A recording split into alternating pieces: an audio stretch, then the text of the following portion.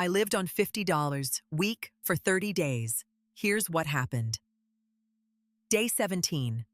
I'm standing in a CVS at 11 p.m., holding a box of off-brand crackers, and I'm genuinely doing math out loud like a crazy person.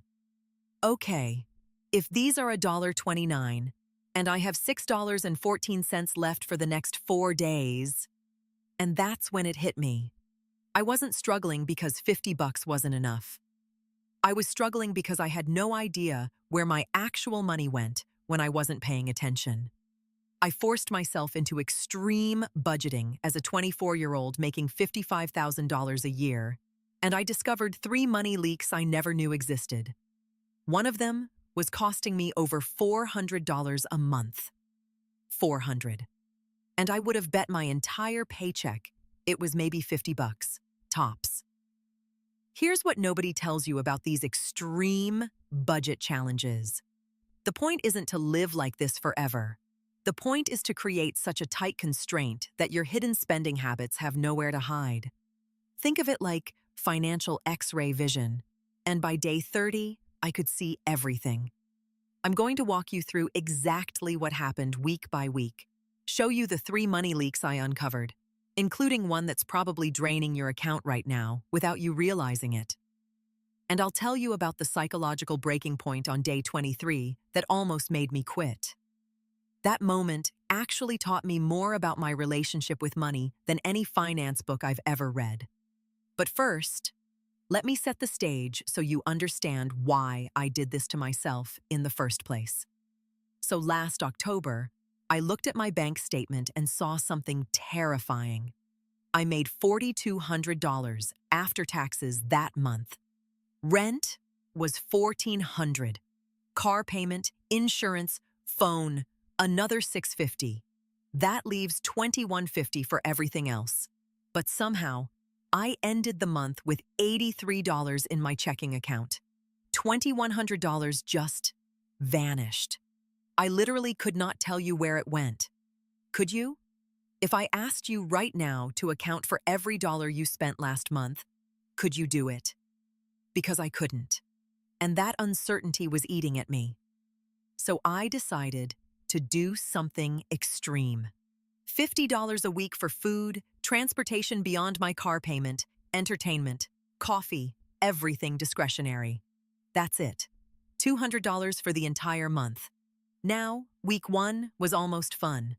I meal prepped on Sunday, made a big pot of rice and beans, bought a rotisserie chicken for $6, grabbed some frozen vegetables.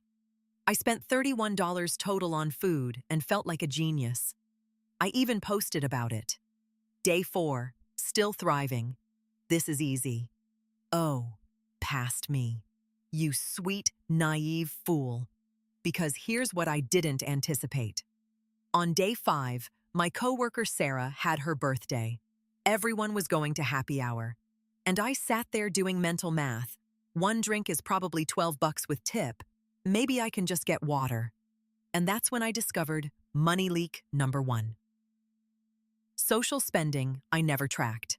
Happy hours, someone's birthday dinner, splitting an Uber to a party, grabbing burritos after a work meeting. When I went back through 3 months of statements, I found I was spending an average of $340 a month on social stuff I never consciously budgeted for. $340. That's over $4,000 a year on things I couldn't even specifically remember doing. So during this challenge, I had to get creative. I told Sarah I'd stop by for 30 minutes, nursed a water with lime, and left before the appetizers came. Awkward? A little, but also kind of liberating. Which brings me to week 2, and the leak that genuinely shocked me. Day 8 through 14 is where things got real. My meal prep from week 1 was gone, and I was getting sick of rice and beans. I had $19 left for the week, and I started noticing something uncomfortable. Every time I felt stressed or bored, my thumb automatically opened DoorDash. Not to order, I couldn't afford to, but just to scroll. I'd browse restaurants the way some people scroll Instagram. And I realized I had been ordering delivery an average of 2.4 times per week without even thinking about it. Each order averaged $28 after fees and tip. Money leak number 2. Convenience spending as emotional regulation. I wasn't ordering food because I was hungry. I was ordering because I was tired, or anxious, or procrastinating on something hard. The $50 limit made this impossible to ignore.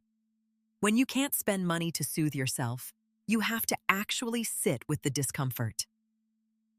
Day 11 was brutal.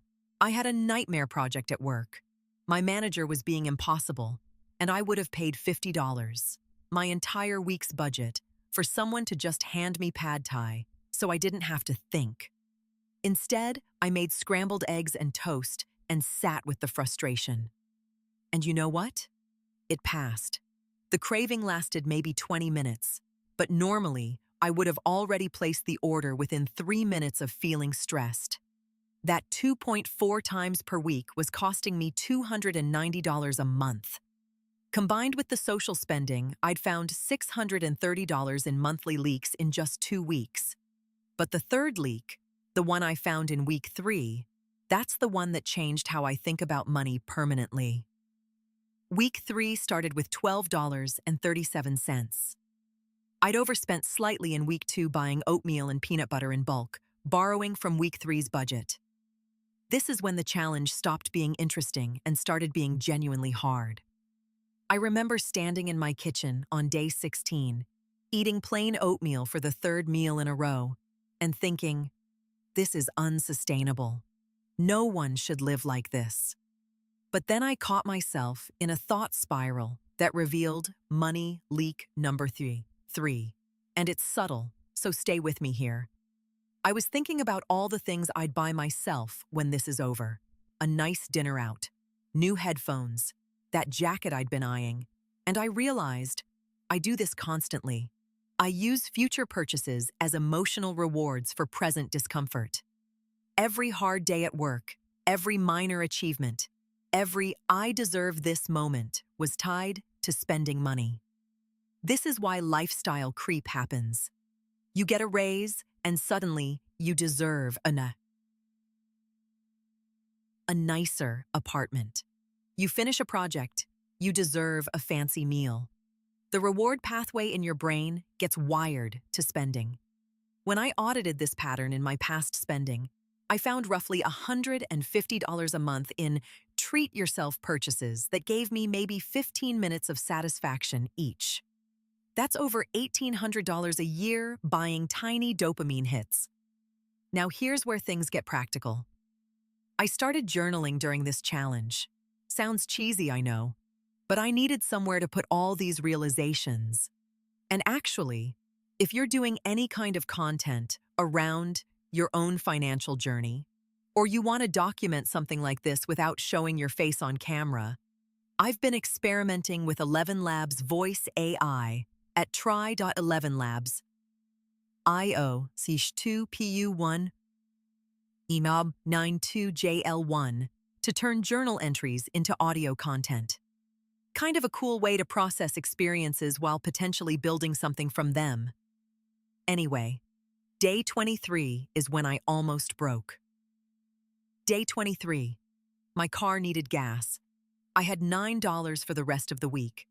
Gas was $3.60 a gallon, which meant I could put in 2.5 gallons, which meant I could drive maybe 50 miles before I was stranded. This was the psychological breaking point I mentioned earlier. Because here's what I realized while pumping exactly $9 of gas. I wasn't actually poor. I had money in my savings. I had a credit card. I had options. But I had committed to this constraint, and breaking it would mean I learned nothing. That tension, having resources but choosing not to use them, taught me something crucial about myself. I don't actually have a money problem. I have a self-trust problem. I don't trust myself to make good financial decisions in the moment.